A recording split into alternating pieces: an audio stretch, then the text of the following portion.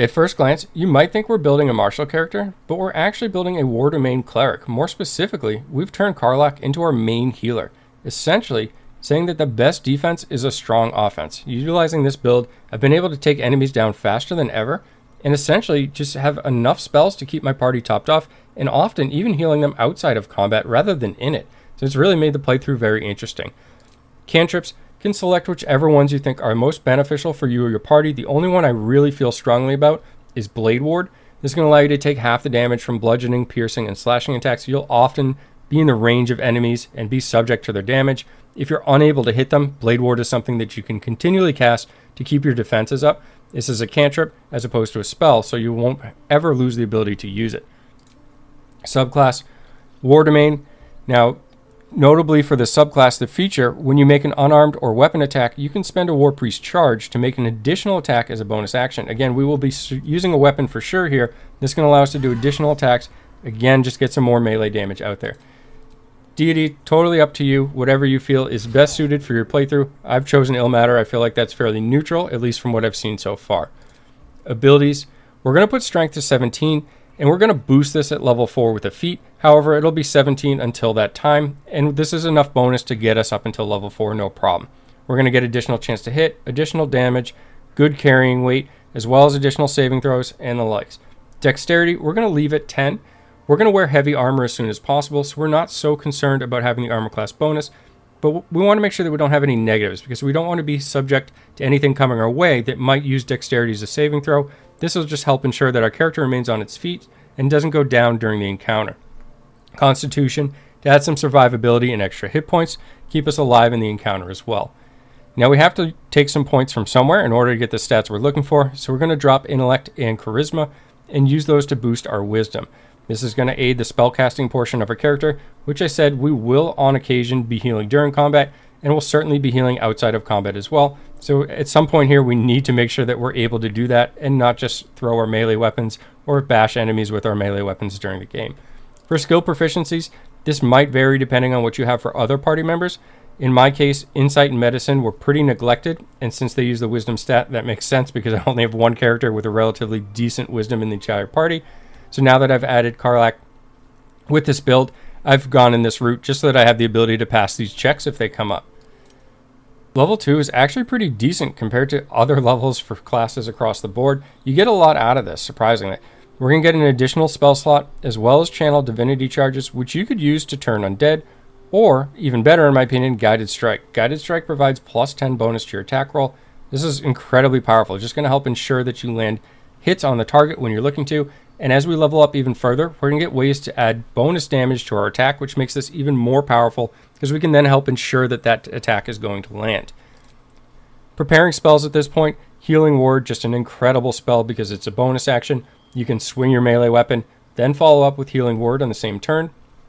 Sanctuary, incredibly strong for this build as well. You'll often be in the front line with this build or behind enemy lines, so to speak. This gives you the ability to reposition your entire party, pop Sanctuary on yourself or an ally if you feel needed, but essentially Sanctuary yourself, and then you have 10 turns to reposition yourself wherever you want, and you can really force or funnel enemies into prime position for this. And often situations when I use this, the enemies actually funnel in such a way that it leaves priority targets vulnerable, and then I use this character to jump on them and take them out. Bless, this is going to just give you additional bonus to attack and saving rolls. You can use this on up to 3 characters or the entirety of your party aside from yourself. Guiding Bolt is going to give us essentially a ranged attack at this point. We can have a ranged weapon. Our chance to hit won't be extremely high given our dexterity, so Guiding Bolt gives us an option to use something outside of our dexterity for that roll. Cure Wounds, as mentioned before, we want the ability to heal outside of combat. In fact, if the battle goes in our favor, we won't do any healing in combat. We'll use our spells to support our party or ourselves, and then use the remainder of our spells to heal outside of combat as needed. Level 3 is also valuable for us as we now get access to level 2 spells. On top of that, as this subclass, we're going to get the Spiritual Weapon, and this is powerful for our build. This just gives us the addition to summon a creature next to us, which also deals damage, also becomes a target for enemies, and again, just allows us to use less healing overall. For our race, we're going to get Legacy of Avernus, Searing Smite.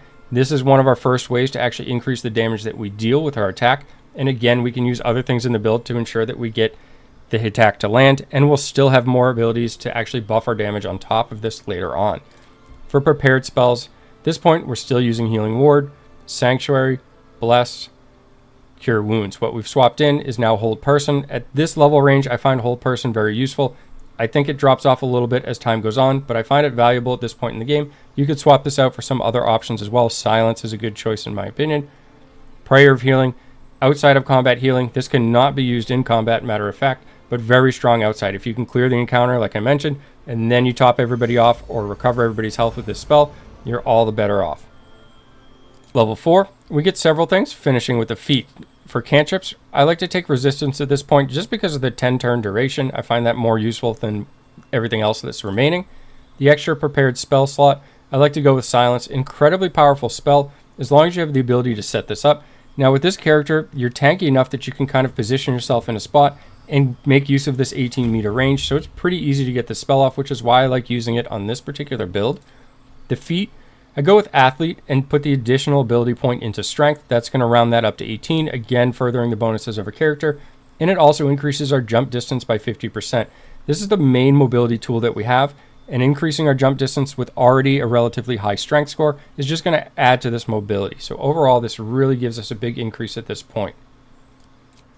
Level 5, again, is an enormous power spike. We're going to get a whole bunch here. First off, we're going to get Destroy Undead. When we successfully turn an undead creature, they're now going to take a large chunk of radiant damage. Access to level 3 spells. On top of these level 3 spells, we always have Spirit Guardians prepared. This is an AoE aura around you. Extremely strong in this build. You can have this aura up, just jump into where you want to be, and have it apply damage to everything around you. In addition to that, we get Crusader's Mantle, always prepared as well. This is going to allow us to radiate holy power that emboldens nearby allies, doing additional damage. It's a small amount of damage, but since it applies to all of your allies, this starts to add up. For our race, we get access to another smite, in this case Branding Smite, and again, this is an ability that also lasts, that it's always prepared, and you have one use per long rest. This gives us 2 options now that just come from a race that allow us to do bonus damage on our attack, furthering our melee capabilities. Prepared spells at this point, I only prepare 2 level 3 spells that I've added into the mix. We'll go through the list of them all at this point. We use Healing Word, Sanctuary, Bless, Revivify at this point, and this is because, like I said, we're focusing on melee output, so occasionally you may have a character go down, and if you're unable to get to them because you've positioned yourself in such a manner that you're away from, say, a ranged party member, the ally may actually become dead as opposed to just unconscious, and then you have a manner of bringing them back up. We're going to use Cure Wounds, Prayer of Healing, Silence, and we've also added in Mass Healing Word. This has an 18-meter range, so your positioning is less important with the spell, and again, it's a bonus action. So just like the level 1 version of this, you have the ability to heal your party from afar, which is incredibly nice when using a build like this that's moving around the battlefield. Keep in mind, you can certainly use a one-handed weapon and shield as well if you'd like to add to the tankiness of this character. You're not forced into a two-hander, especially if you don't have proficiencies for it or access to a good two-hander at the moment. Where can the character go from here? Well, you could continue leveling up in Cleric, or you could go into one of the martial classes. I think Ranger is a decent choice, Barbarian is actually a decent choice, and you could even potentially go into Paladin level 2 for Divine Smite as well. Some notable pieces of equipment that I find valuable for this build so far are the Haste Helm. At the start of combat, you're going to gain momentum for 3 turns. It's just going to increase your movement to allow you to get into the position that you want to be when that combat begins. Still using just a regular pair of chainmail, it's just no magical properties, but I just want to mention this because it is heavy armor. Like I said, you want to get into heavy armor as soon as possible. Gloves of the Growling Underdog. The wearer is going to gain advantage on melee attack rolls, which we're using, while surrounded by 2 or more foes. In addition to this, we're going to get strength saving throws +1. All around just good for the character. You will often be surrounded by 2, if not more, enemies. Boots of Striding. When you cast a spell that requires concentration, and we do have several of these, you'll gain momentum for 1 turn. This is just another way to proc momentum during combat for us. Also, while you're concentrating, you can't get knocked prone or be moved against your will, as well as adding athletics +1. Again, just a whole bunch of things to synergize and add to the build that we're using here. The Hamarcraft. This has the ability to deal additional thunder damage in a radius upon landing, and since we're using this character as a frontline character, we're able to just kind of jump free and just deal damage to anything we land near. This is our primary way of using mobility on this character, so we just jump around, always doing some additional damage. as well as tenacity. When you miss an attack, you deal 4 bludgeoning damage anyways. This is incredibly strong. This just ensures that you always do damage whenever you're in range of a target with this character. The neck piece, Amulet of Celine's choosing. Now, this has the ability to heal a party member as well as put them to sleep. Again, this is a little bit better outside of combat where you don't have to worry about being affected by the sleep portion. But in general, I didn't have a better option suited for this character as opposed to others at this point. And for a ranged weapon, I'm using Gandrel's Aspiration. This is a +1 heavy crossbow, and there aren't a whole lot of characters or builds that utilize the heavy crossbow, so this is a way just to take advantage of this weapon. This also happens to give us advantage against monstrosity type enemies. I hope you enjoyed this build as well, and the unique approach to making Karlach your main healer. As always, thanks for taking the time to watch, and have a great day.